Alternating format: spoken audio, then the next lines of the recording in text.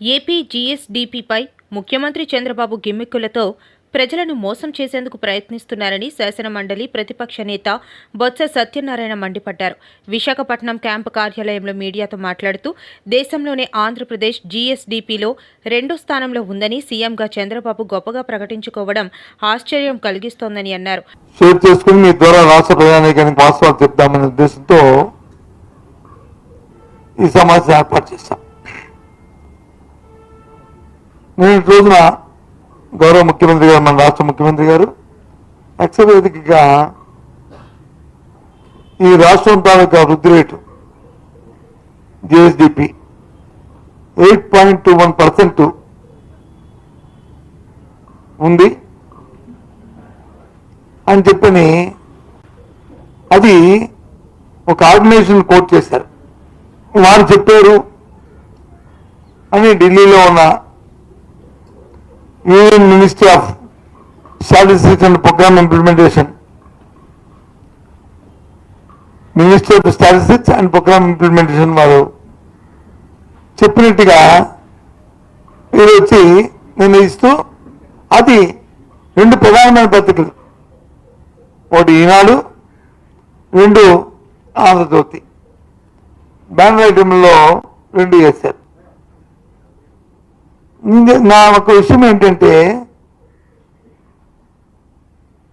ఏదైనా విషయాన్ని మనం వేస్తున్నప్పుడు అది వాస్తవం ఎంత ఉంది అనే దాన్ని కూడా చిన్న విశ్లేషణ ఆఖరిలో కొంత పెడితే ప్రజలకి కన్ఫ్యూజ్ ఉండదు. లేకపోతే నిజమే కాలా అనుకునే ఫీల్గుడ్ ఫ్యాక్టరీలో ప్రజల్ని మభ్యపెట్టడం అనేది జరుగుతుంటుంది. 8.21% వస్తే సంతోషమే, మేమేమీ దానికి వ్యతిరేకం కాదు. కానీ వాస్తవికత ఏది? అది భారతదేశంలో 2వ స్థానంలో ఉన్నదని, మొదటి స్థానం వచ్చి తమిళనాడు ఉన్నదని. ఈ ఏదైతే ప్రోగ్రామ్ ఇంప్లిమెంటేషన్ ఏదైతే ఉందో, స్టాటిస్టిక్ ప్రోగ్రామ్ ఇంప్లిమెంటేషన్ ఏదైతే ఉందో, దానికి ప్రతి రాష్ట్రం కూడా వాళ్ళ తాలూకా ఎస్టిమేట్స్, వాళ్ళ ప్రొజెక్షన్, ఇక మా రాష్ట్రంలో ఈ రకంగా ఉండబోతుంది అని వీళ్ళు ఇస్తారు. ఆ ఇచ్చిన దాంట్లో తమిళనాడు వచ్చి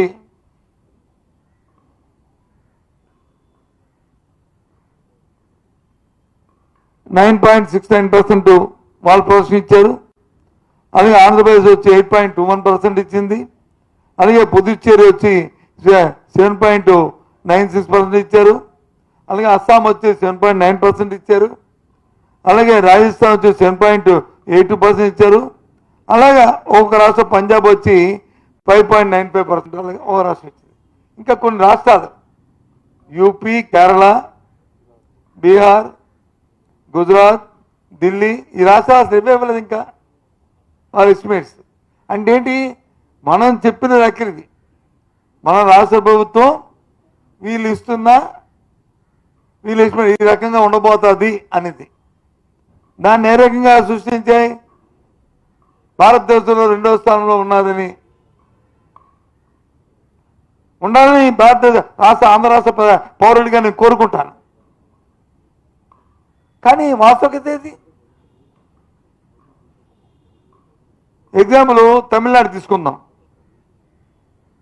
తమిళనాడు 9.69% ఇచ్చిందంటే కారణం ఏంటి? వాళ్ళకు వస్తున్న రెవెన్యూస్, వాళ్ళ ఓన్ రెవెన్యూస్ 10.64% వాళ్ళ ఓన్ రెవెన్యూస్ ఉన్నాయి. మన ఆంధ్రప్రదేశ్ ఎంత ఉంది? కాబట్టి వాళ్ళు వచ్చి 9 వస్తుందని వాళ్ళ ఎక్స్పెక్టేషన్ వాళ్ళు ఇచ్చారు. ఆంధ్రప్రదేశ్ ఎంత ఉంది? 2.69% ఉంది. ఇది వాస్తవం కాదా? ఇది అబద్ధమని చెప్తుంది. రాష్ట్రంలో ఆరోగ్యశ్రీని ఆపేసి పేదలకు పీల్చి పిప్పి చేసే ఘనత కూటమి ప్రభుత్వానికే దక్కుతుందని మాజీ మంత్రి అప్పలరాజు విమర్శించారు. 20 ఏళ్లలో వివిధ పేర్లతో సాగిన ఆరోగ్యశ్రీ చంద్రబాబు నేతృత్వంలో నేడు ఆగిపోయిందన్నారు. మనం భావించవచ్చు. ఏంటి ఆ కానుకంటే గత 20-21 సంవత్సరాలుగా అంటే late doctor YS Rajasekhara Reddy గారు 2004-5 సంవత్సరాల్లో మొదలుపెట్టినటువంటి ఆరోగ్యశ్రీ పథకం ఈరోజు అంటే 20 సంవత్సరాల తరువాత అంటే 2 దశాబ్దాల తరువాత ఎప్పుడు ఎలాంటి ఆటంకం లేనటువంటి ఈ ఆరోగ్యశ్రీ ప్రోగ్రాం మరి ఈరోజు ఆపివేయటం జరిగింది. ఆంధ్రప్రదేశ్ రాష్ట్ర చరిత్రలోనే నేటి దినం ఒక గొప్ప మైల్ స్టోన్గా మనం భావించవచ్చు. ఎందుచేతంటే ఆరోగ్యశ్రీని ఆపేసి పేదలని పీల్చి పిప్పి చేస్తున్నటువంటి ఘనత ఈ కూటమి ప్రభుత్వానికి వస్తుందని ఈ రోజుతో నేనైతే భావిస్తా ఉన్నాను. ఎంత అన్యాయం అండి ఇది! ఇంతకంటే అన్యాయం ఏమైనా ఉంటుందా? ఏం పాపం చేశారు నాకు అర్థం కాదు. కేవలం నీకు ఓటేయటం అన్నటువంటి పాపం తప్ప మరి ఏం చేశారు ఈ రాష్ట్రంలో ప్రజలు? ఈరోజు నెట్వర్క్ హాస్పిటల్స్ అసోసియేషన్ వాళ్ళు ఆశా ప్రతినిధులు రిలీజ్ చేసినటువంటి నోటు మనం ఒకసారి గమనిస్తే గత ఏప్రిల్ నుంచి నేటి వరకు అంటే కరెక్ట్గా 1 ఇయర్ మాకు బిల్లులు చెల్లించటం లేదు, 3,500 కోట్ల రూపాయలు పెండింగ్ ఉన్నాయి అని చెప్తున్నారు. వాళ్ళైనా ఎలాగా విత్స్టాండ్ అవ్వగలుగుతారు? సాధ్యపడదు కదా. మరి ఈ ప్రభుత్వం వచ్చిన తర్వాత 26 సార్లు మేము రిప్రజెంటేషన్స్ చేశాము అంటున్నారు. చూసారా? ఈ ప్రభుత్వం వచ్చిన ఈ 10-12 నెలల కాలంలో 10 నెలల కాలం అనుకుందాం, 26 సార్లు రిప్రజెంటేషన్ చేశారట. అంటే నెలకి తక్కువలో తక్కువ 2.6 టైమ్స్, అంటే ప్రతి 2 నెలలకి ఒక 5 సార్లు రిప్రజెంటేషన్ చేస్తున్నారు. 26 సార్లు రిప్రజెంటేషన్స్ చేశారట. అండ్ మోస్ట్ ఇంపార్టెంట్లీ వాళ్ళు చెప్తున్నటువంటి మాట, మేము కింది స్థాయి అధికారులతో మాట్లాడగలుగుతున్నాం కానీ ఓ మంత్రితోనో ఓ సెక్రటరీతోనో లేదా ముఖ్యమంత్రితోనో మేము మాట్లాడలేకపోతున్నామండి గత 10 నెలలుగా అని చెప్పి వాళ్ళు చెప్తాం.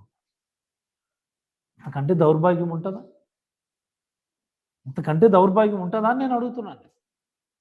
20 సంవత్సరాలుగా రకరకాల పేర్లతో నిరాటంకంగా కొనసాగుతున్నటువంటి ఆరోగ్యశ్రీ స్కీమ్ మరి ఈ కూటమి ప్రభుత్వం వచ్చిన తర్వాత నారా చంద్రబాబు నాయుడు అనేటటువంటి వ్యక్తి నేతృత్వంలో ఈరోజు ఆగిపోయింది అని నేనైతే చాలా సగర్వంగా ఈ రాష్ట్ర ప్రజలకు తెలియజేయదలుచుకున్నాను.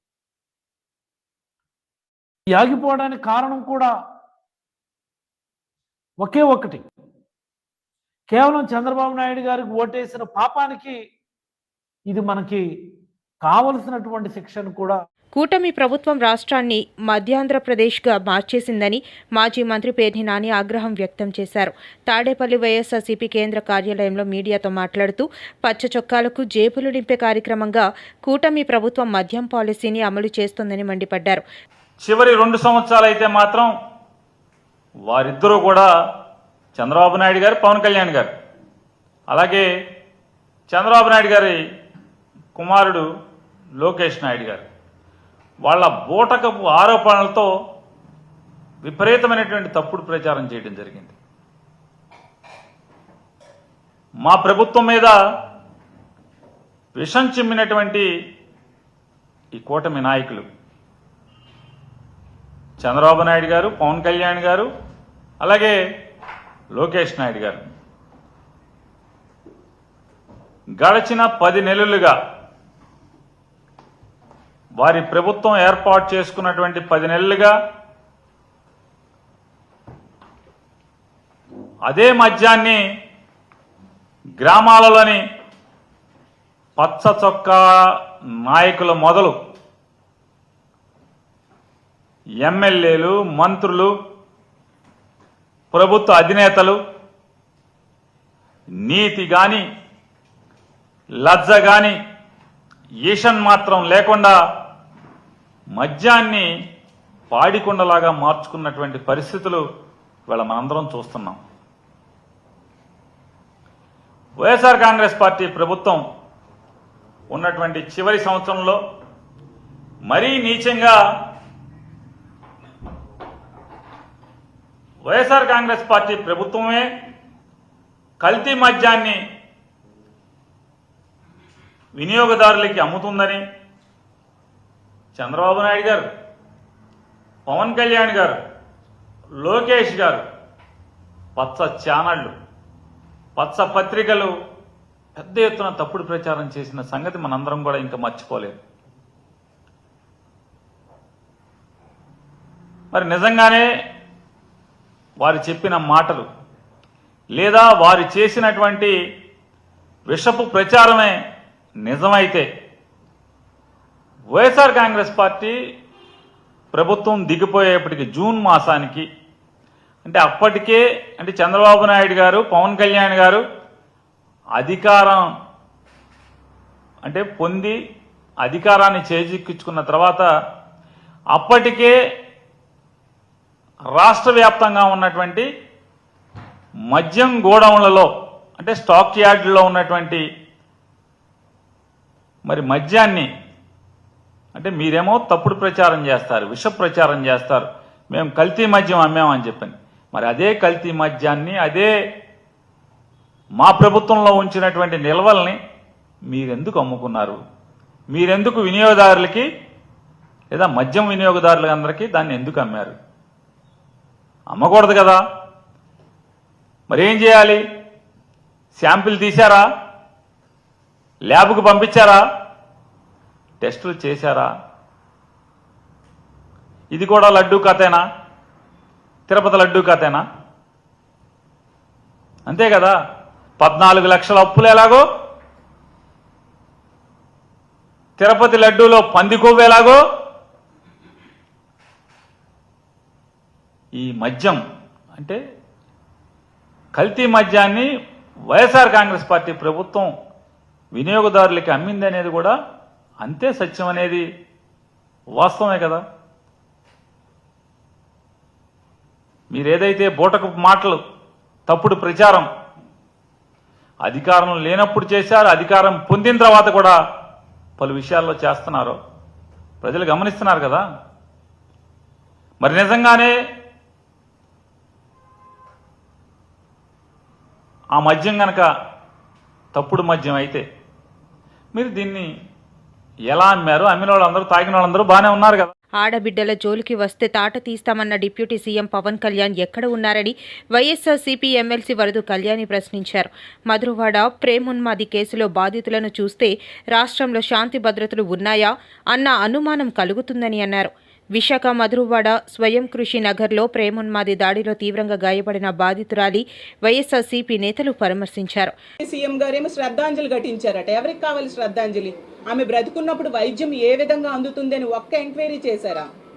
చంద్రబాబు నాయుడు గారు అయితే అసలు పట్టించుకున్న దాఖలాలే లేవు. అంత దారుణంగా నిర్లక్ష్యం వహిస్తూ ఉన్న పరిస్థితి మనకు క్లియర్గా అర్థమవుతూ ఉంది. అలాగే ఎందుకంటే ఈవెన్ నాగాంజలి విషయంలో తీసుకుంటే సీసీటీవీ ఫుటేజ్ ఆమె చనిపోయే కూడా ఈ రోజు కూడా ఇవ్వని పరిస్థితి మనం క్లియర్గా చూస్తూ ఉన్నాం. మాట్లాడితే హోమ్ మినిస్టర్ గారు ప్రతి దగ్గర సీసీ కెమెరాలు, సీసీటీవీ ఫుటేజ్లు మా దగ్గర ఉన్నాయి, ఇవి అవి అని చెప్తూ స్టేట్మెంట్స్ ఇస్తూ ఉంటారు. మరి ఇన్ని సంఘటనలు ఎందుకు ఆ సీసీటీవీ ఫుటేజ్ని బయటికి తీసుకురావట్లేదు? వాళ్ళని ఎందుకు రక్షించట్లేదు? లేదా దుర్మార్గుల్ని ఎందుకు శిక్షించట్లేదు? ఇలాంటి ఆడపిల్లని ఎందుకు రక్షించట్లేదని మేము ప్రశ్నిస్తూ ఉన్నాము. మళ్ళీ తిరిగి హోమ్ మినిస్టర్ గారు చెప్తూ ఉన్నారు ఏంటంటే మా వైఎస్ఆర్సీపీ వాళ్ళు విష ప్రచారం చేసేస్తున్నాము అనేసి. అమ్మ హోమ్ మినిస్టర్ గారు, మిమ్మల్ని ఒకటే అడుగుతున్నాను, మరి నాగాంజలి విషయంలో మీరు ఎందుకు అక్కడికి వెళ్ళి ఆ అమ్మాయికి ఏ విధంగా వైద్యం అందుతుంది అని కనీసం పరామర్శ చేయలేదు? నిజంగా మీరు నిజాలు చెప్పే వాళ్ళే అయితే సీసీటీవీ ఫుటేజ్ బయటకు తీసుకొచ్చి నిజాలేంటో బయటకు చెప్పాలి కదా. అంటే టీడీపీ నాయకుడు ఆ పని చేశాడు కాబట్టి మీరు వాళ్ళని రక్షిస్తూ ఉంటారా? ఈ కూటమి ప్రభుత్వం అధికారంలోకి వచ్చాక మనం ప్రతి సందర్భంలో కూడా నిందితుల్నే రక్షిస్తున్నారు, బాధితుల్ని ఆదుకోని పరిస్థితి మనకు క్లియర్గా కనిపిస్తూ ఉంది. అలాగే మన క్యాబినెట్ మీటింగ్ జరిగింది. ఏమైనా ఈ సంఘటనల గురించి కనీసం చర్చ జరిగిందా? ఎటువంటి చర్చ జరగలేదు సరికదా. రిషికొండ కోసం గంట పైగా చర్చ చేశారు. మరి అలాంటి వాటి మీద పెట్టే శ్రద్ధ ఆడపిల్లల మాన ప్రాణాలను ఎలా రక్షించాలి అన్న దాని మీద దృష్టి పెడితే బాగుంటుంది కదా. ఏకంగా సమాచార శాఖ మంత్రి గారే చెప్పడం జరిగింది ఎటువంటి చర్చ ఆడపిల్లల రక్షణ కోసం క్యాబినెట్ మీటింగ్లో జరగలేదు అనేసి అతనే చెప్పడం జరిగింది. ఈ ముఖ్యమంత్రి గారు, డిప్యూటీ సీఎం గారు, హోమ్ మినిస్టర్ గారు వీళ్ళందరూ ఏంటంటే తమన్ మ్యూజికల్ నైట్స్ ఎంజాయ్ చేయడానికి వీళ్ళకి సమయం దొరుకుతుంది. అలాగే స్కిట్లు, వెకిలి చేష్టలతో స్కిట్లు ఎమ్మెల్యేలు చేస్తే దాని దగ్గరికి వెళ్ళి ఎంజాయ్ చేయడానికి, హ్యాపీగా వెకిలి నవ్వులు నవ్వడానికి వీళ్ళకి సమయం దొరుకుతుంది. కానీ ఆడపిల్లల మీద ఇన్ని ఘోరాలు, నేరాలు జరుగుతున్నాయి, అఘాయిత్యాలు జరుగుతున్నాయి, వాటి మీద సమీక్ష చేయాలి, వాళ్ళకి పరామర్శ చేయాలి, కుటుంబాన్ని ఆదుకోవాలి, ఎక్కడ కనిపించదు. ఇన్ని సంఘటనలు 10 నెలల్లో జరిగితే మా జగన్మోహన్ రెడ్డి గారు వెళ్తారు అంటే వీళ్ళు స్పందించి మంత్రులు వెళ్తారు. మా జగనన్న వాళ్ళకి ఆర్థిక సాయం అందిస్తే వీళ్ళు సాయం అందించడానికి ప్రయత్నిస్తారు. ఏ ఒక్క సందర్భంలో కూడా కనీసం రూపాయి కూడా ఆర్థిక సాయం చేయలేని పరిస్థితి వీళ్ళంతటా వీళ్ళు ఇండివిజువల్గా. మా పార్టీ స్పందిస్తేనా వీళ్ళలో చలనం వస్తూ ఉంది. ఇంత దారుణంగా వీళ్ళు చేస్తూ ఉన్నారు. అసలు చంద్రబాబు నాయుడు గారు అంటారు, ఎన్నోసార్లు చెప్పారు ఆడపిల్లల మీద అఘాయిత్యాలు జరిగితే ఉపేక్షించము అనేసి. మరి టీడీపీ నేతలైతే మీరు ఏం చేస్తున్నారు, ఎటువంటి చర్యలు తీసుకుంటూ ఉన్నారు? అలాగే డిప్యూటీ సీఎం గారు అయితే తాట తీస్తాము ఆడపిల్లల మీద, కన్నెత్తి చూస్తే ఆడపిల్లల మీద ఎవరైనా చేయేస్తే అన్నారు. ఇన్ని సంఘటనలు జరుగుతున్నాయి కదా, మరి ఎవరి తాట తీశారు పవన్ కళ్యాణ్ గారు నేను అడుగుతున్నాను. హోమ్ మినిస్టర్ గారు అయితే నేను ఆడబిడ్డనే, నాకు ఒక ఆడబిడ్డ ఉంది అనేసి స్టేట్మెంట్స్ ఇస్తారు. ఎవరికి కావాలి ఆ స్టేట్మెంట్స్? మరి ఎంతమంది ఆడబిడ్డలకు అన్యాయం జరుగుతుందే. ఆవిడ అన్నారు కూటమి ప్రభుత్వం అధికారంలోకి వచ్చింది, ఆడబిడ్డలు ప్రశాంతంగా నిద్రపోవచ్చు అని. ఎక్కడ ఆడబిడ్డలు ప్రశాంతంగా నిద్రపోతున్నారు హోమ్ మినిస్టర్ గారు? మీరు నివాసం ఉంటున్న విశాఖ జిల్లాలో, అలాగే మీరు ఇన్ఛార్జ్గా ఉంటున్న విజయనగరం జిల్లాలో కూడా ఇన్ని సంఘటనలు జరుగుతున్నాయి. మీరు ఏమి చర్యలు తీసుకున్నారని అడుగుతున్నాండి. వీటన్నిటికీ కారణం మద్యము, గంజాయి, డ్రగ్స్ అయితే గతంలో ఈ రాష్ట్రంలో ఎప్పుడూ లేనట్టుగా విచ్చలవిడిగా దొరుకుతూ ఉండే పరిస్థితి. సాక్షాత్తు ముఖ్యమంత్రి గారు నివాసం ఉంటున్న ప్రాంతంలో మంగళగిరి నియోజకవర్గంలో మొన్ననే డ్రగ్స్ పట్టుకోవడం జరిగింది. 2 నెలల క్రితం తీసుకుంటే అదే జిల్లాలో గుంటూరులో డ్రగ్స్ పట్టుకోవడం జరిగింది. అలాగే గంజాయిని 100 రోజుల్లో రూపుమాపుతామని చెప్పారు. ఎక్కడ రూపుమాపారు? విచ్చలవిడిగా ఈ విశాఖపట్నం నుంచే రవాణా జరుగుతూ ఉంది. హోమ్ మినిస్టర్ గారి సొంత నియోజకవర్గం మీదుగానే గంజాయి రవాణా జరుగుతూ ఉంది. మొన్ననే అరకులో ఒక వెహికల్ బోల్తా పడితే గంజాయి దొరికి